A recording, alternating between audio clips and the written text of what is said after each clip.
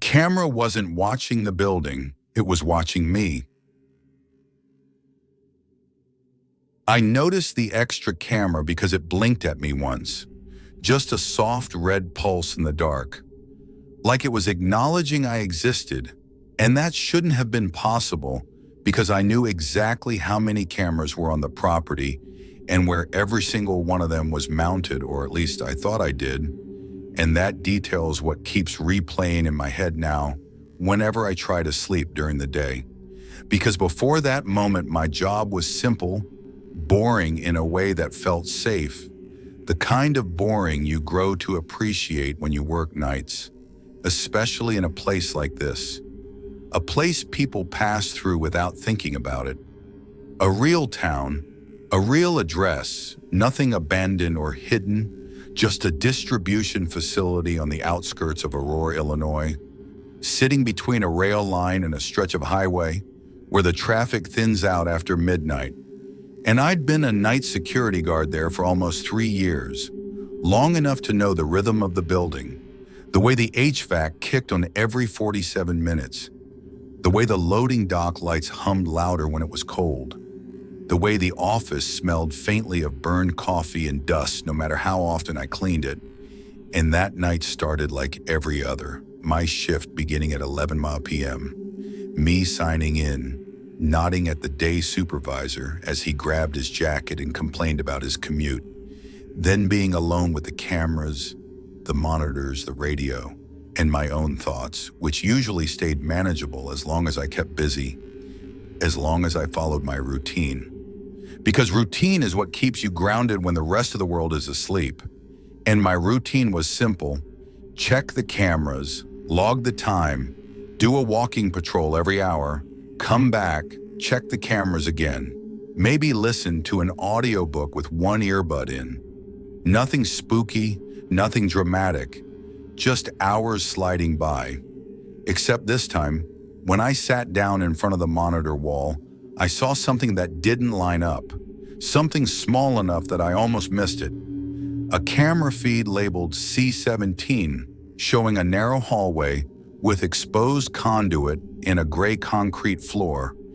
And at first, my brain just accepted it because it looked right, industrial, utilitarian. Exactly the kind of place you'd expect in a building like ours. But then I frowned, leaned closer, and felt that faint internal hitch you get when a puzzle piece looks like it fits, but doesn't belong to your puzzle. Because there was no hallway like that in our building, not on any floor, not even in the maintenance areas. And I knew that because I'd walked every inch of the place dozens of times, including the weird dead ends in storage rooms no one ever used.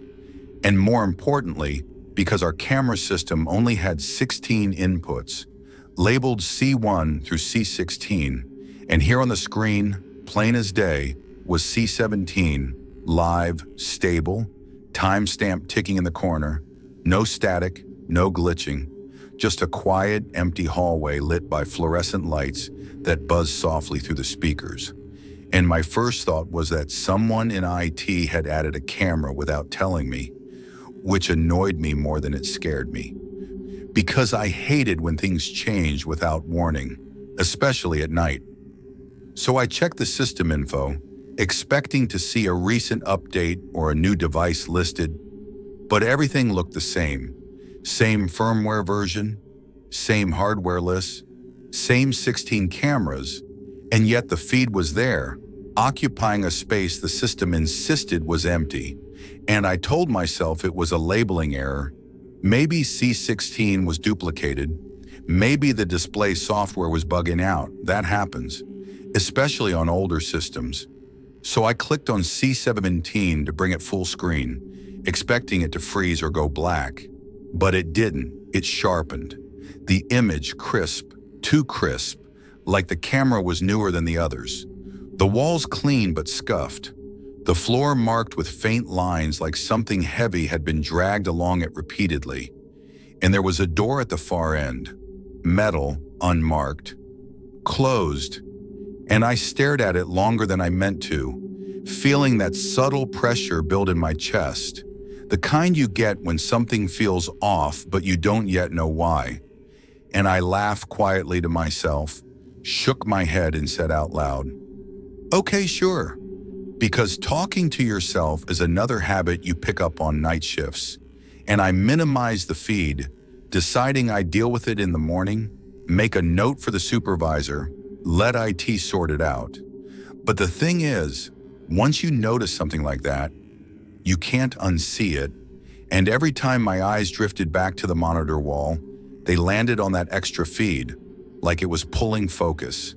And during my first walking patrol, when I clipped my radio to my belt and stepped out into the dim corridors of the actual building, everything felt the same as always.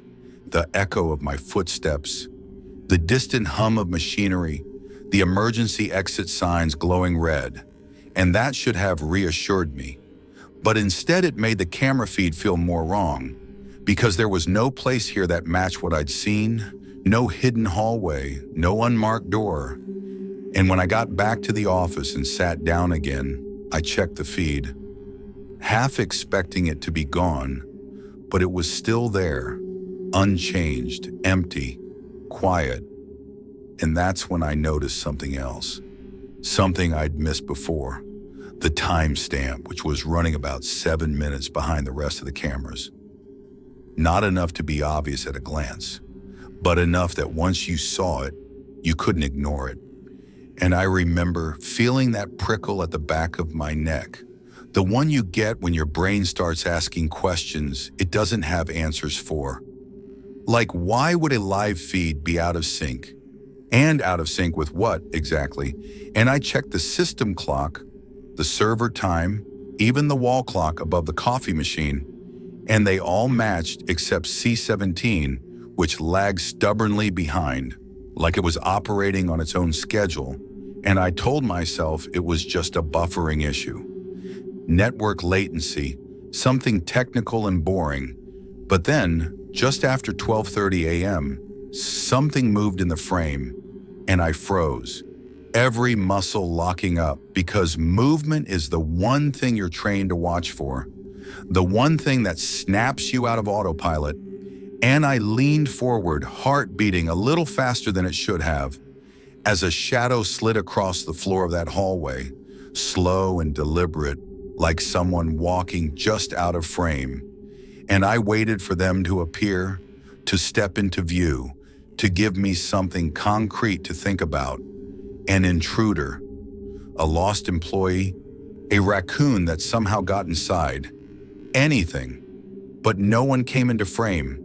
The shadow passed, the hallway was empty again, and the silence felt heavier than before. And I checked the other cameras, scanning for corresponding movement.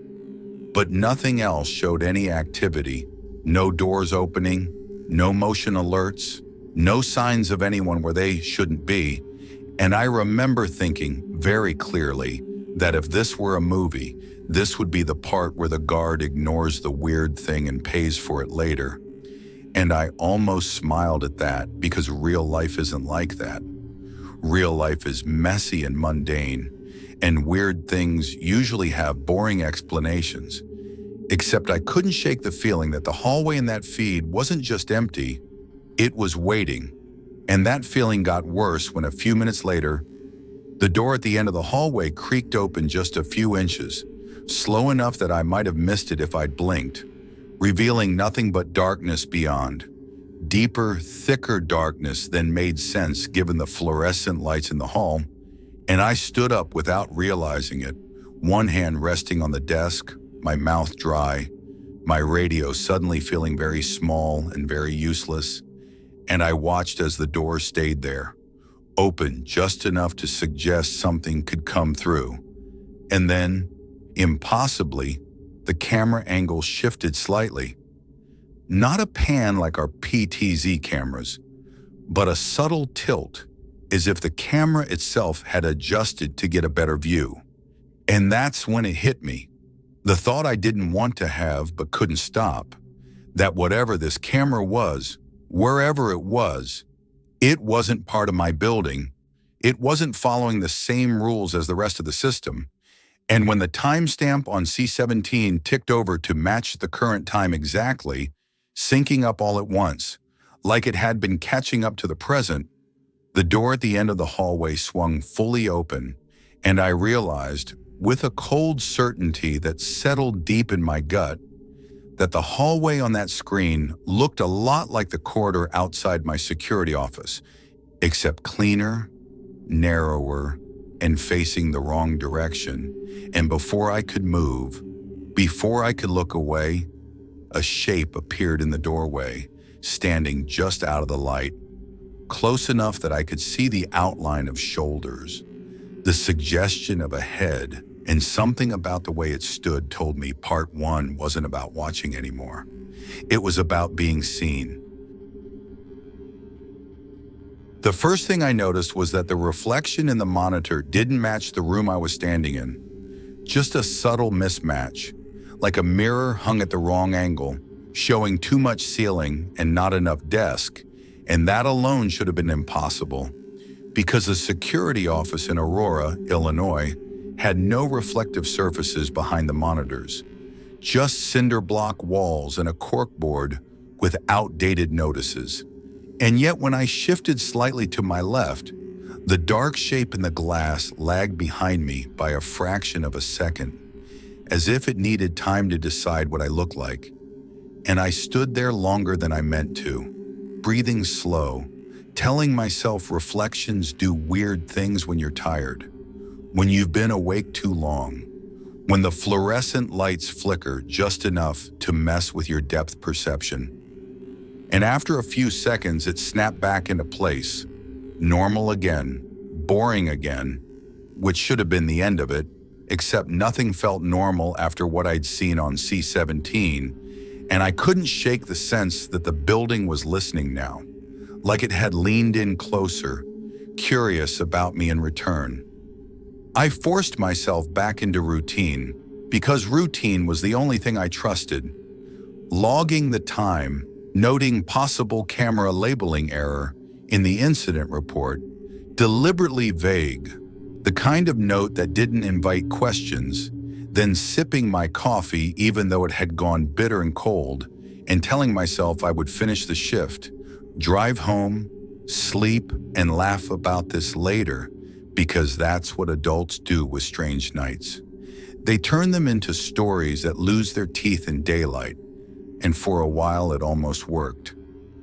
The monitors stayed quiet, the extra feed showing only that empty hallway and the open door at the end, the darkness beyond it unmoving, and I busied myself with small tasks, adjusting the volume on the radio, straightening the logbook, checking the exterior cameras for the 100th time, watching semis roll past on the highway like slow, glowing beetles. And I started to feel foolish for how tense I'd been until the phone rang. It was the internal line, the one that only rang if someone dialed from inside the building, which was unusual but not unheard of. Maybe maintenance had come in early. Maybe a supervisor forgot something.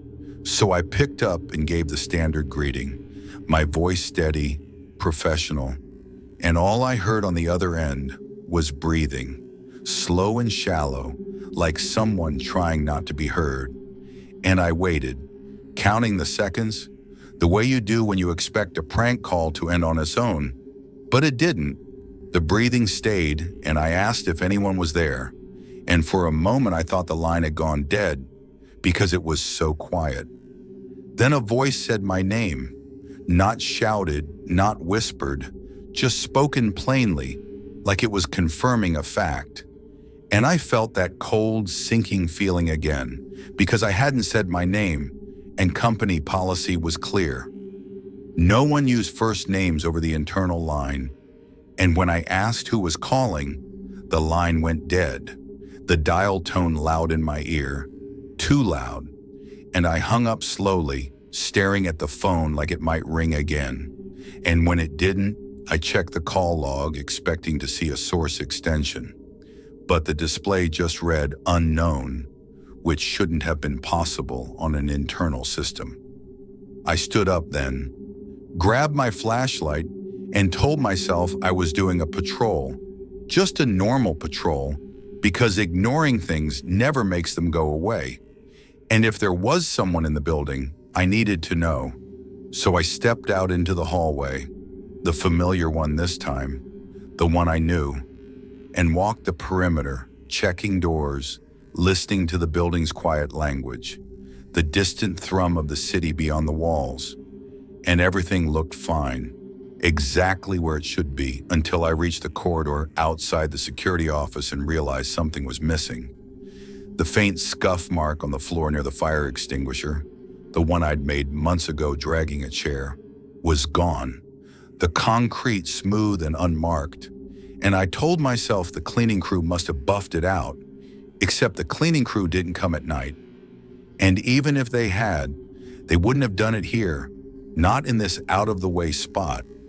And that's when I noticed the air felt different, colder, not enough to see my breath, just enough to raise goosebumps. And I turned back toward the office, my steps quickening despite my best efforts to stay calm. And when I got there, the door was open, just a crack, even though I was sure I'd closed it.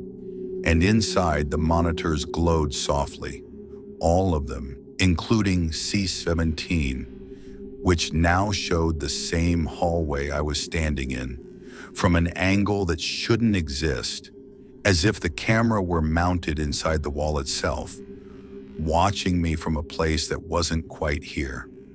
I stood very still, my mind racing through possibilities, hidden cameras, prank equipment, a stress reaction, anything that didn't involve accepting what my eyes were telling me.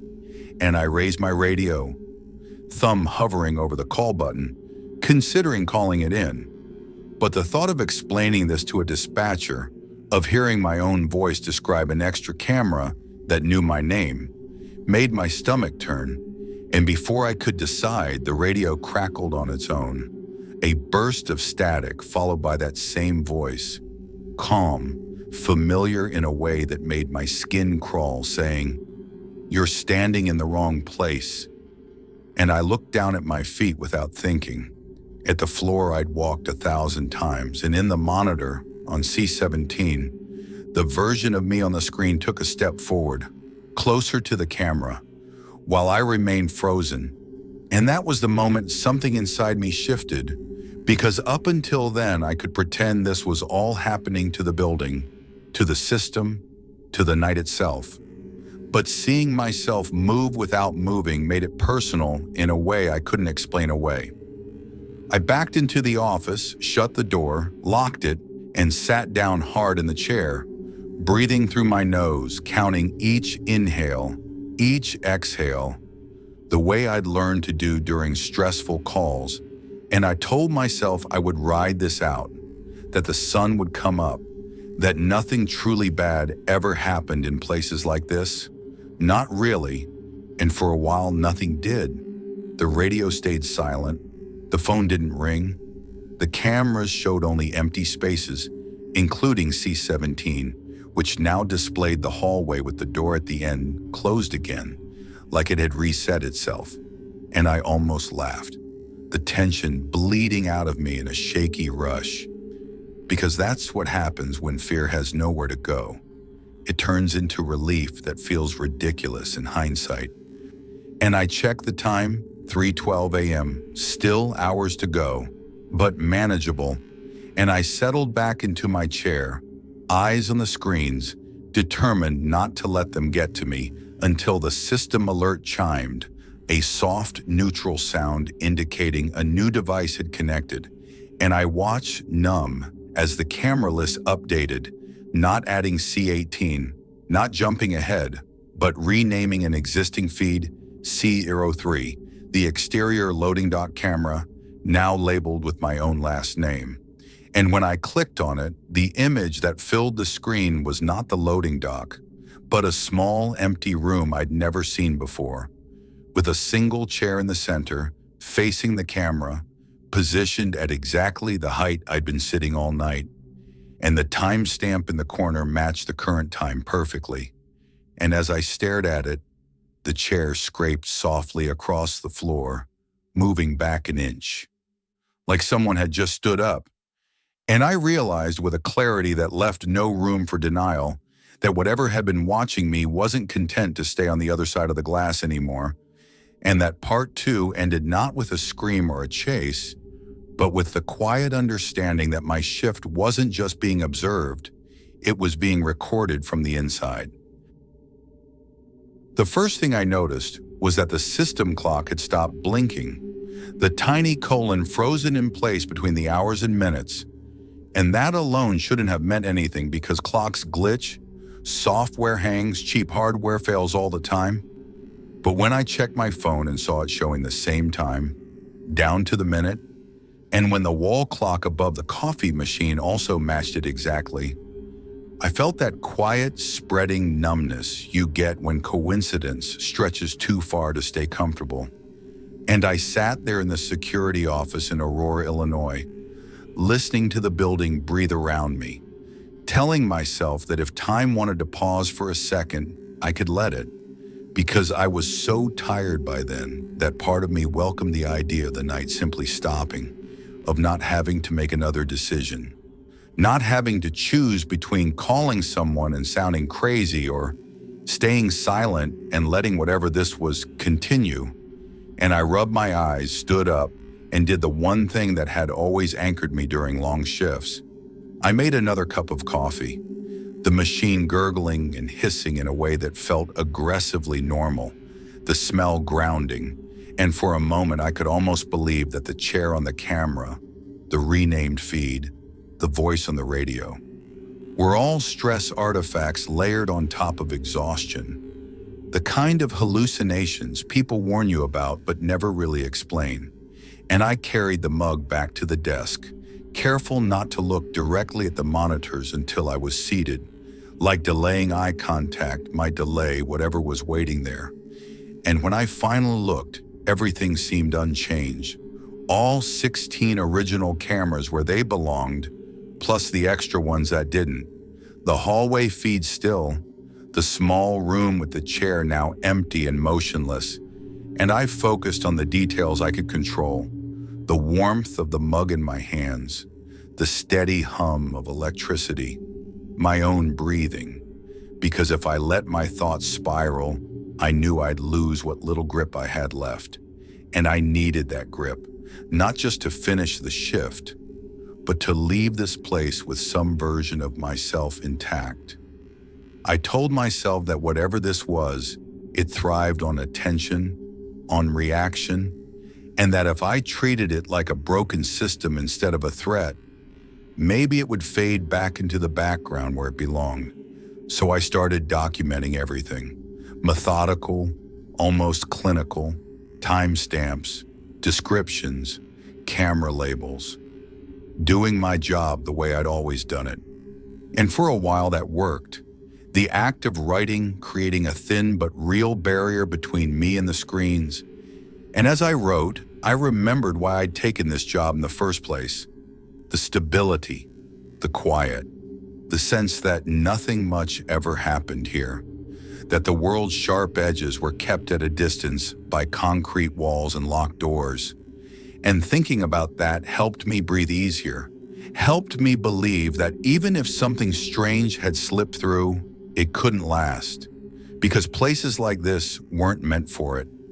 And just when I started to feel that fragile calm settle in, the system chimed again, softer this time, almost apologetic, and I watched as the feeds rearranged themselves without my input, not dramatically, just subtly, like a deck of cards being squared. And suddenly the extra camera wasn't showing a hallway or a room. It was showing the exterior of the building, the parking lot bathed in sodium vapor light, my own car sitting alone near the fence. And that should have reassured me, seeing something real and familiar. Except the angle was wrong, higher than any of our exterior mounts. And when I checked the other exterior feeds, they showed the same view from their usual positions, which meant this new one wasn't replacing them. It was adding itself, watching the same space from a place that didn't exist. I stared at that feed longer than I meant to, noticing small details, the way the light pooled on the asphalt, the faint ripple of heat distortion near the lamps. And then I saw movement, not sudden, not aggressive, just the gentle sway of something that could have been a person shifting their weight, except there was no one there. And the movement repeated, rhythmic, like breathing, and I felt that familiar prickle along my arms. The warning my body gave me when my mind lagged behind, and I leaned closer, squinting, until I realized what I was actually seeing was my own car rocking slightly, as if someone inside it had just settled back into the seat, and my stomach dropped, because I knew I'd locked it, knew no one else had access. And before I could talk myself out of it, I grabbed my keys and my flashlight and stepped out of the office again. Because whatever this was, it had crossed a line by touching something that belonged to me. And the hallway felt longer than it should have. The lights dimmer, the sound of my footsteps oddly muted, like the building was absorbing them. And as I walked, I kept expecting the radio to crackle, the voice to return, but it stayed silent, and that silence felt intentional, like restraint.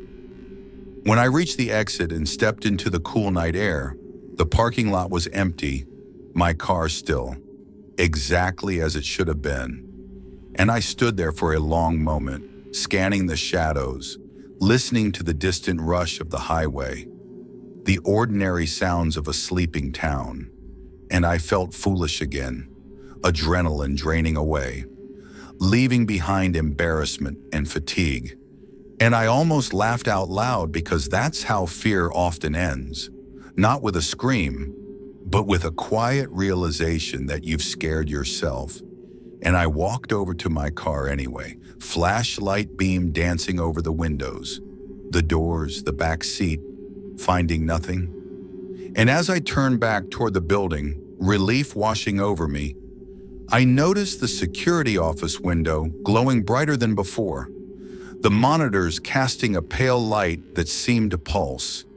And I knew, without knowing how, that whatever had been watching me didn't like being ignored.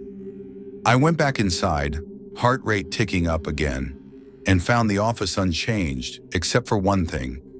The incident report I'd been writing was gone from the desk, the notebook closed and neatly stacked with the others, as if I'd never opened it.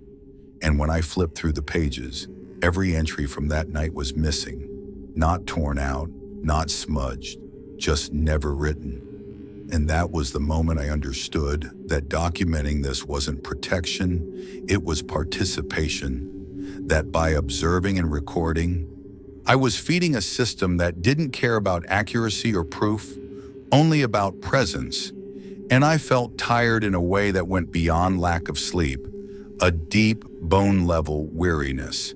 And I sat down and closed my eyes for just a second, promising myself I wouldn't let them stay closed.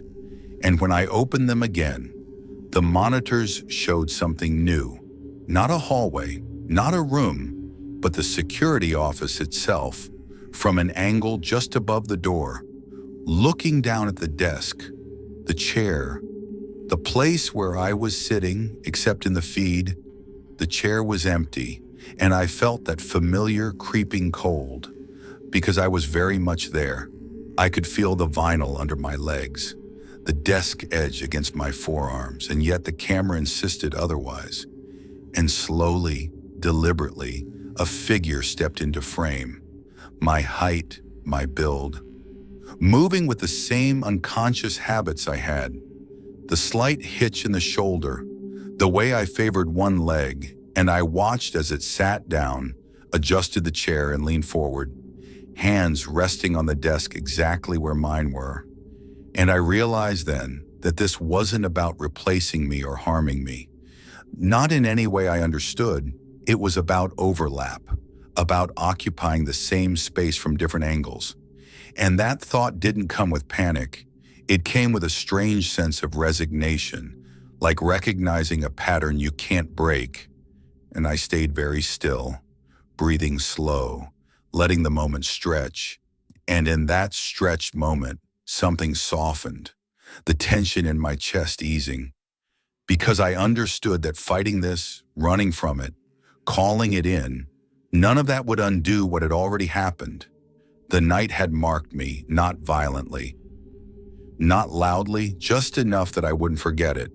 When the system clock started blinking again, the colon resuming its steady pulse, the feeds snapped back to their normal layouts, the extra cameras gone, the names restored, and the office looked exactly as it always had, boring and safe and small. And I sat there until the end of my shift, until the sky outside lightened and the day supervisor walked in, yawning and complaining about traffic, and I handed over my keys and nodded and left without saying anything about what had happened, because I knew how it would sound, and because some experiences don't need witnesses to be real. I didn't quit right away.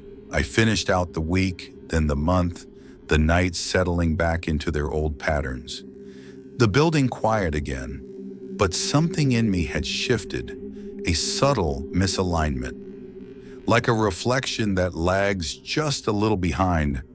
And eventually I left that job, found something else, something during the day, and life moved on the way it always does, smoothing over the rough edges, turning sharp memories dull, except sometimes, late at night, when I pass a security camera in a store or a parking garage, I feel that same pressure in my chest, that sense of being slightly out of sync, and I don't look directly at the lens, not because I'm afraid of what I'll see, but because I know now that some cameras don't just watch places, they watch people, and once they learn your angle, they never really forget it.